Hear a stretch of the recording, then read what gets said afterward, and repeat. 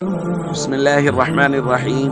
عن أسامة رضي الله تعالى عنه قال قال رسول الله صلى الله تعالى عليه وسلم وكنت على باب النار فإذا عامة من دخلها النساء. رواه البخاری.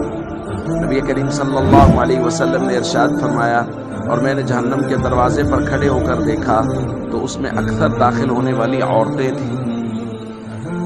یہی مضمون بخاری شریف کی ایک دوسری روایت میں ہے۔ تو صحابہ اکرام نے عرض کیا، بما یا رسول اللہ، یا رسول اللہ ایسا کیوں ہے کہ عورتیں زیادہ کیوں ہوں گی جہنم میں؟ تو حضور علیہ الصلوۃ والسلام نے فرمایا، بکفرہن، اپنی ناشکری کی وجہ سے۔ قیل یکفرن باللہ، عرض کیا گیا یا رسول اللہ، اللہ کی ناشکری؟ قال، حضور نے فرمایا، یکفرن العشیر و یکفرن الاحسان، شوہر کی ناشکری اور احسان فراموشی کی وجہ سے۔ پھر حضور علیہ الصلوۃ والسلام نے بیان فرمایا، لو احسنت الی احداہن الدہر کلہ، اگر تم کسی عورت کی طرف ساری زندگی احسان